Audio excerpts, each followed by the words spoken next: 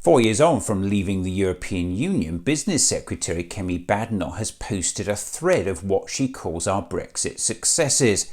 Hang on to your seats. They said Brexit wouldn't lead to the NHS getting any more funding, and certainly not £350 million every week.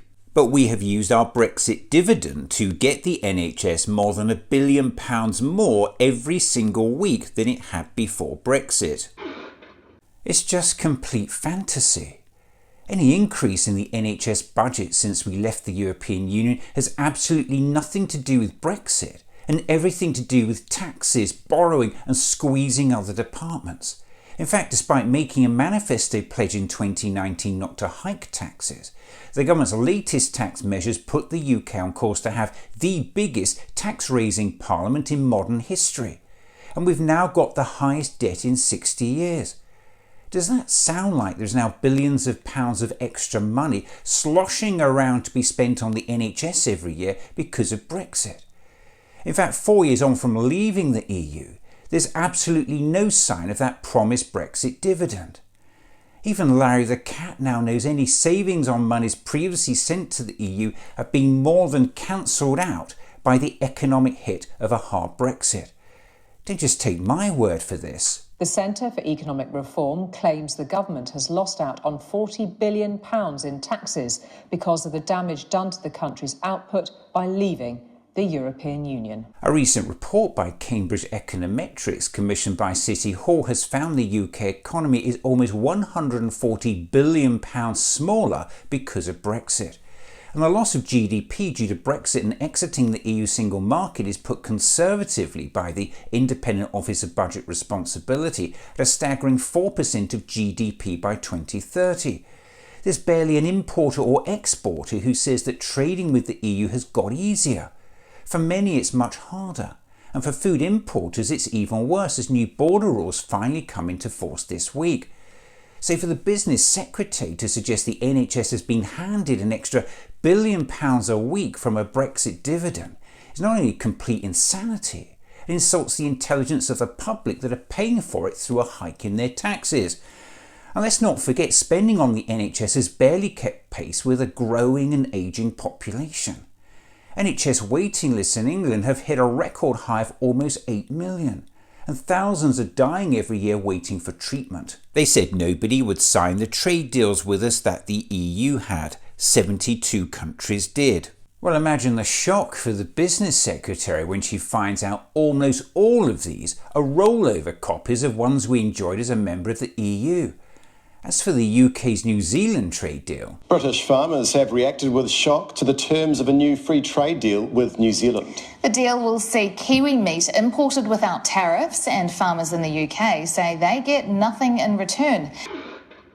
A world away from rejoicing Kiwi farmers, their welly-wearing counterparts feel as though they are the sacrificial lambs of the free trade deal. We're not competing on a level playing field. It's us surrendering to you, New Zealanders, and giving you a great deal, and we're getting nothing out of it. The impact on Britain's economy is expected to be negligible. And let's not forget the trade deal with Australia. The first step is to recognise that the Australia trade deal is not actually a very good deal for the UK. We now have the most comprehensive FTA in the world with the EU. Well, the FTA the Business Secretary is referring to is probably the first trade deal in history which walls off a country from a trading bloc made up of its nearest neighbours, making it harder both to sell your stuff and buy their stuff. That's some achievement. The future is bright as we join CPTPP. Well, again, imagine the Business Secretary's shock when she finds out on the government's own estimates on this trade deal. In a decade, we're likely to see an increase in our wealth of just 0.08%. They said the control we wanted would be worthless. Our fastest in the world vaccine rollout has shown that to be wrong too. How many more times do I have to debunk this? The claim about the vaccine rollout has been repeatedly made by former Prime Minister Boris Johnson. But there was another reason why we were able to do that vaccination rollout so fast, and that was because we'd taken back control of our Medical Health Regulation Agency. We were able to license that vaccine, to approve it faster than any other European country. A number of Conservative MPs have also shamelessly continued to repeat it. We wouldn't have had the vaccine rollout that was so successful if we'd been within the European Union. And now even Prime Minister Rishi Sunak, ever more desperate to attempt to identify a benefit of Brexit, is also shamelessly jumping on the same bandwagon. Just remember one thing, Mr. Speaker. We had the fastest vaccine rollout in the world. We had that because of our freedoms after leaving the European Union. It's just complete bollocks. Johnson and Sunak both know it, and so do all the Conservative MPs now shamelessly repeating it. How many times do I have to say this? EU legislation enacted into British law already allow countries to temporarily authorise vaccines without waiting for approval from the European Medicines Agency. In fact, the UK government always made it clear that it could authorise vaccines unilaterally under European law before we left the EU.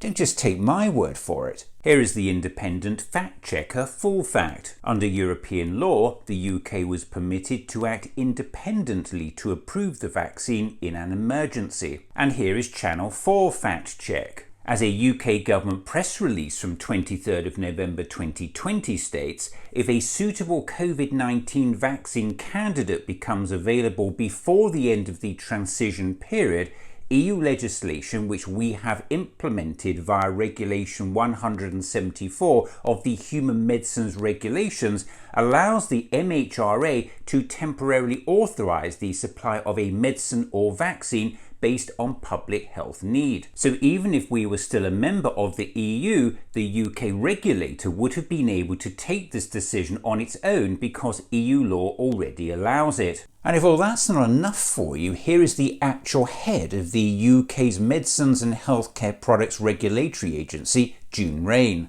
We appear to be getting authorisation for this vaccine ahead of our friends in Europe. I was just wondering, does the fact that the UK is no longer part of the EU, did that make any difference to the speed with which you were able to complete the authorisation?